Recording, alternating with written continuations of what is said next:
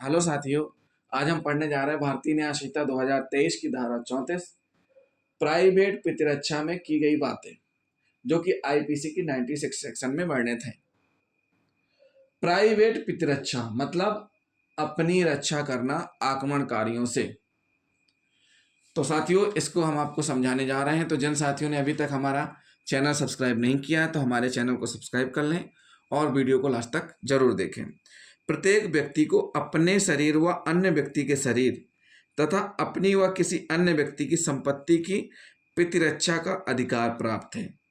यहाँ तक कि यदि आक्रमणकारी के कृत्य से उसे मृत्यु या गंभीर चोट की युक्तियुक्त आशंका हो तो वह उसकी मृत्यु तक कारित कर सकता है। मतलब सीधी सी बात है, वह उसकी मृत्यु तक कारित कर सकता है। जगदीश चंद्र बनाम राजस्थान राज्य में विनिश्चित किया गया है, यदि आपसी रंजिश और क्रोधी स्वभाव के कारण एक व्यक्ति से दूसरे व्यक्ति पर वार करता है, ऐसी दशा में उसे व्यक्ति द्वारा बंदूक से जवाबी वार किया जाना प्रतिरक्षा के अधिकार के अंतर्गत न्यायोचित माना जाएगा और वह दूसरा व्यक्ति प्रथम व्यक्ति की हत्या का दोषी न होगा।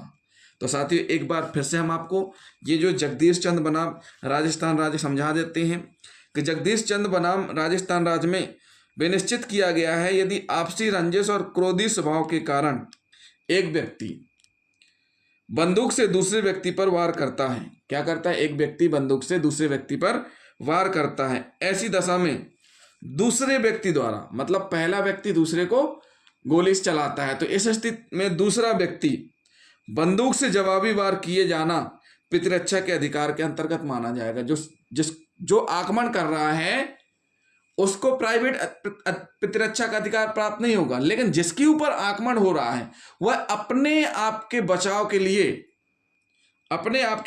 लिए प्रतिरक्षा के रूप में बंदूक से गोली चलाता है, जिससे प्रथम व्यक्ति की हत्या हो जाती है, तो हत्या का दोषी नहीं माना जाएगा। तो ये तो हुआ क्या, जगदीश चंद्र बनाम राजस्थान राज्य। लेकिन ऐसा नहीं है कि आपने बोल दिया और न्यायालय ने मान लिया। इस प्राइवेट प्रतिरक्षा का अधिकार जो प्रयोग किया गया है वो सही है कि नहीं है, इस निष्कर्ष पर पहुंचने के लिए कि क्या अभियुक्त ने प्राइवेट प्रतिरक्षा के अंतर्गत कार्य किया है, न्यायालय को परिस्थितियों को संपूर्ण परिवेश में देखना होता है।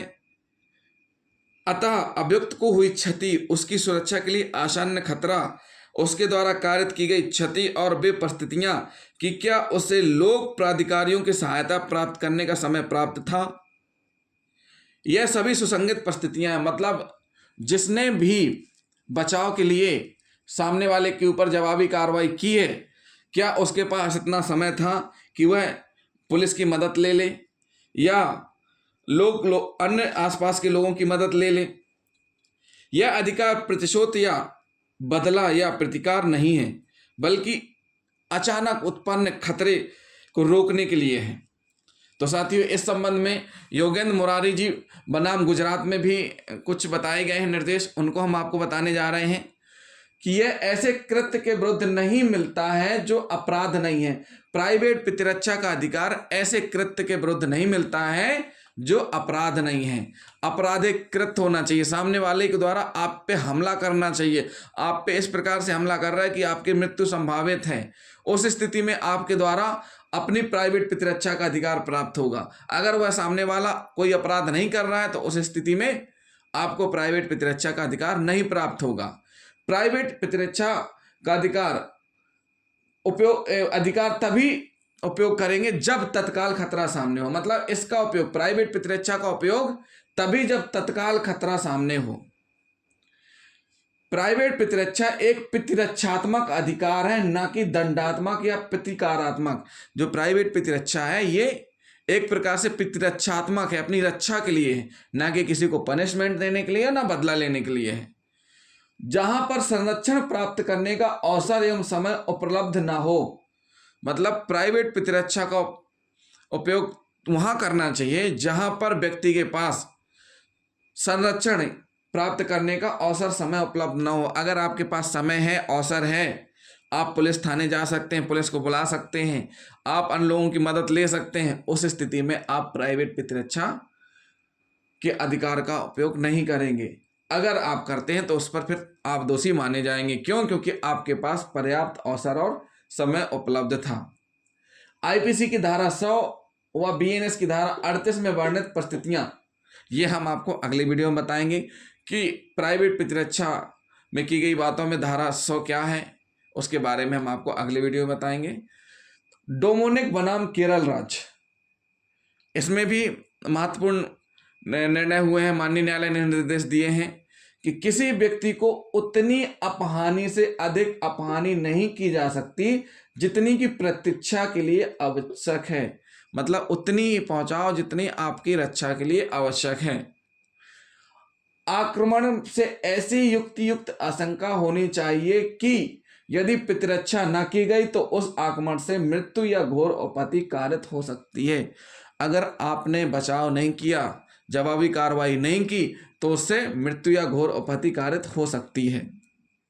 फिर अधिकार का प्रयोग तब तक प्रारंभ नहीं किया जा सकता जब तक कि आक्रमण की युक्तियुक्त आशंका मस्तिष्क में पैदा ना हो, यानी कि जब तक तत्काल खतरा सामने ना हो। प्राइवेट प्रतिरक्षा के अधिकार की उपलब्धता, ध्यान में रखने योग्य बातें, मतलब जो ध्यान में रखी जाने वाली बातें ये सारी की सारी हैं। एक दो बातें और हैं जो हम आपको बताने जा रहे हैं। यदि घटना के बाद व्यक्ति को अपने बचाव के लिए प्राधिकारियों की सहायता प्राप्त करने के लिए पर्याप्त समय हो तो उसे प्रतिरक्षा का बचाव उपलब्ध नहीं होगा। क्या नहीं होगा? प्रतिरक्षा का बचाव उपलब्ध नहीं होगा। परिस्थितियों को ध्यान में रखते हुए आक्रमणकारी के विरुद्ध आवश्यकता से अधिक बल का प्रयोग न किया गया हो। यह हम आपको बता चुके हैं कि अधिक उपहानि नहीं की जानी चाहिए। साथ ही साथ इसमें कहा गया है कि पीछे हटने का तर्क ये नहीं है कि कायर होकर के भाग जाने से है। पीछे हटने के नियम में यह है कि जब किसी व्यक्ति पर एक सशस्त्र सेंधमार या सेंध चोर उसके अपने कमरे में हमला कर दे तो क्या उससे प्रत्याशित या उम्मीद है वह जैसा सेंधमार है चाहे वैसा कार्य करे उसे करने दें, स्वयं भागकर पीछे हट जाएं। अगर सामने वाला अचानक से आपके कमरे में आ गया, आप निशस्त्र हैं, उस स्थिति में वो आपकी घर की लूटपाट कर रहा है, और इसका मतलब ये नहीं कि आप चोरी होती रहने दें भाग जाएं, लेकिन कुछ समय के लिए ऐसी स्थिति बनाएं कि थोड़ी देर के लिए, कहते हैं ना, एक कदम पीछे लेकर के फिर 2 कदम आगे बढ़ाना। मतलब उस समय के लिए थोड़ा अपने आप को पीछे लेना है ताकि उस व्यक्ति का सामना करते हुए अपनी प्रतिरक्षा का अधिकार का प्रयोग कर सकें। क्या कर सके? थोड़ा पीछे हटकर उस व्यक्ति से सामना कर सकें। और साथ ही साथ इसका मतलब ये नहीं है कि भाग जाना। तो साथियों, योगेंद्र मोरारजी बनाम राज्य में भी स्पष्ट किया गया है। जयदेव सिंह बनाम राज्य के बाद में भी ये बताया गया है कि पीछे हटने का मतलब ये नहीं कि कायरतापूर्वक भाग जाना। पीछे हटने का मतलब ये है कि उस व्यक्ति का सामना करते हुए अपने प्रतिरक्षा का अधिकार का प्रयोग करना। मतलब कुछ समय के लिए इस तरीके से तैयार हो जाओ कि उससे अपना प्रतिरक्षा कर सको।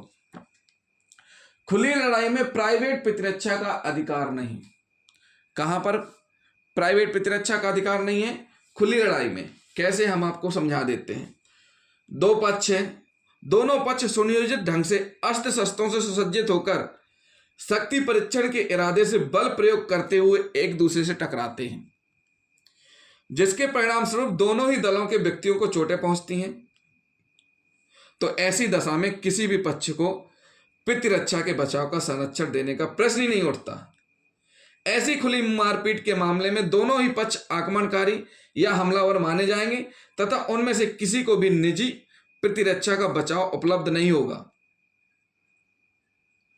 इस बात को विचार में लाए बिना कि पहली या दूसरी पार्टी आक्रमण थी या किसने पहले हमला किया था, इससे मतलब नहीं है। लेकिन अगर आप अस्त्र शस्त्र लेकर के आमने सामने होकर के लड़ाई कर रहे हैं तो उस स्थिति में ये प्राइवेट प्रतिरक्षा का अधिकार लागू नहीं होगा कि आप अपनी शक्ति परीक्षण के इरादे से जहां 2 गुट आपस में भिड़ करके एक दूसरे पर हमला करते हैं, उस स्थिति में यह प्राइवेट प्रतिरक्षा का अधिकार लागू नहीं होगा। निहत्थे व्यक्ति पर हमला में कोई प्राइवेट प्रतिरक्षा का अधिकार नहीं है। अगर आपने कोई जा रहा है, आपने उस पर हमला कर दिया, फिर बोलो कि हमने तो अपने रक्षा के लिए किया है। तो जब वो निशस्त्र है, उसके पास कुछ है ही नहीं, तो कैसी रक्षा?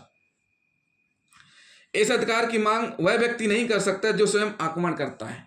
एक चीज ध्यान रखिए, इस प्राइवेट प्रतिरक्षा के अधिकार में स्पष्ट किया गया है कि इस अधिकार की मांग वह व्यक्ति नहीं कर सकता जो स्वयं आक्रमण करता है। अपराध करने के लिए किसी के घर में घुसने वाला व्यक्ति आक्रामक होता है, उसे प्राइवेट प्रतिरक्षा का कोई अधिकार नहीं मिलता है। सीधी सी बात है, जो हमला करने वाला व्यक्ति है उसको इस प्राइवेट प्रतिरक्षा का अधिकार प्राप्त नहीं होता है। उसके बाद हम आपको बताएंगे कि किसी आत्मरक्षा में किए गए कार्य के विरुद्ध आत्म प्रतिरक्षा का अधिकार नहीं होता है। पंपी बनाम स्टेट ऑफ मध्य प्रदेश में स्पष्ट किया गया है। इसमें भी बताया गया है कि जो स्वयं आक्रमण करता है वह स्वयं अपने बचाव में प्राइवेट प्रतिरक्षा के अधिकार का दावा नहीं कर सकता है। तो पंपी बनाम स्टेट ऑफ मध्य प्रदेश में स्पष्ट किया गया है कि अपीलांट एक अपने खराब व्यवसायी भागीदार के घर एक अन्य भागीदार के साथ गया। मतलब जो अपील करता है, एक अपने खराब व्यवसायी भागीदार के घर एक अन्य भागीदार के साथ गया। भागीदार में लेखा के बारे में आपस में बात चल रहा था। अपीलकर्ता का ग्रुप के जायसवाल के घर देर रात में लेखाओं का निपटारा हिसाब करने गए और वे शर्तों से लैस भी थे। मृतक ने पक्षकारों को समझाने बुझाने और संतुष्ट करने का प्रयास किया, परंतु इस ग्रुप ने मृतक पर गोली चला दी और वह मर गया। एक दूसरे व्यक्ति भी घटनास्थल पर पहुंच गया और अपीलकर्ता ने उस पर भी गोली चला दी। बाद में पुलिस ने अपीलकर्ता को पकड़ लिया। अभियुक्त ने अपने बचाव में भारतीय दंड संहिता की धारा 96 के तहत आत्म प्रतिरक्षा के अधिकार पर तर्क दिया, जो सेशन न्यायालय द्वारा मान्य किया गया, परंतु उच्च न्यायालय द्वारा उसे अमान्य कर दिया गया और उच्चतम न्यायालय ने अपील को खारिज करते हुए उच्च न्यायालय के निर्णय को उचित माना और अभिनिर्धारित किया कि जो स्वयं आक्रमण करता है उसे अपने बचाव में प्राइवेट प्रतिरक्षा का अधिकार नहीं है। मतलब सीधी सी बात है, जो आक्रमण करता है उसको नहीं है, क्योंकि जो अपील करता है स्वयं रात्रि के समय के जायसवाल के घर में घुसने के कारण अत्याचार का दोषी है और वह भी दूसरे के घर अस्त्र से लैस होकर जाना अपने आप में आक्रमण का कार्य है। अतएव किसी आत्मरक्षा में किए गए कार्य के विरुद्ध आत्म प्रतिरक्षा के अधिकार का दावा नहीं किया जा सकता। उसके बाद हम पढ़ेंगे बदला लेना। सुप्रीम कोर्ट ने कहा है कि 96 से 106 के अधिकार का प्रयोग अवैध आक्रमण को विफल करने के लिए किया जाता है। मतलब जो अवैध रूप से आक्रमण हो रहे हैं उनको विफल करने के लिए किया जाता है, ना कि बदला लेने के लिए। दूसरे शब्दों में अधिकार एक है बचाव, दूसरे शब्दों में अधिकार एक बचाव है, ना कि बदला लेने का तरीका। जो प्राइवेट प्रतिरक्षा का अधिकार है यह एक प्रकार से बचाव है, ना कि बदला लेने का तरीका है। जहां प्रतिरक्षा के अधिकार का तर्क प्रस्तुत ना किया जाए, जहां प्रतिरक्षा के अधिकार का तर्क प्रस्तुत ही ना किया जाए, वहां पर क्या होगा? तो जब अभियुक्त द्वारा प्रतिरक्षा के अधिकार का तर्क पेश न किया जाए किंतु यह पता चल रहा हो तथ्यों से कि शिकायतकर्ता आक्रमणकारी थे, तो बॉम्बे हाईकोर्ट ने कहा है कि ऐसे तर्क का लाभ अभियुक्त को फिर भी दिया जा सकता है। तो साथियों, ये हुआ प्राइवेट प्रतिरक्षा के संबंध में कि किन किन परिस्थितियों में प्राइवेट प्रतिरक्षा का अधिकार प्राप्त होगा, किन किन परिस्थितियों में नहीं प्राप्त होगा।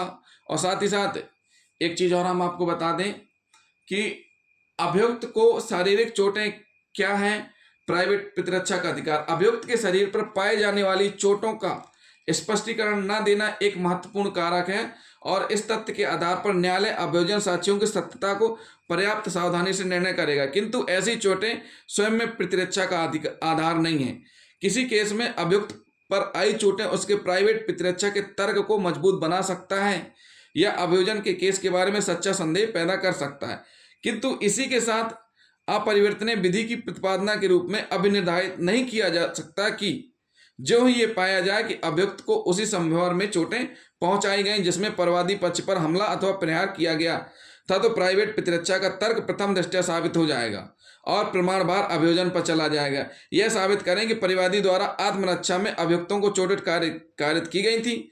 इस प्रकार जहां अभियुक्त को कुछ तुच्छ चोटें आई हो जो उसे मर्म स्थल पर न हो, किंतु पीड़ित आहत को 19 चोटें आई हो, जिनमें कुछ चोटें उसके मर्म स्थल पर आई हो जिसके फलस्वरूप उसकी मृत्यु हो गई हो, तो यह विश्वास नहीं किया जा सकता कि अभियुक्त ने आत्मरक्षा में कार्य किया, विशेषतः जब उसे घटना के 5-6 दिन बाद गिरफ्तार कर लिया गया हो, किंतु उस बीच उसने अपना चिकित्सीय परीक्षण कराने की परवाह न की हो।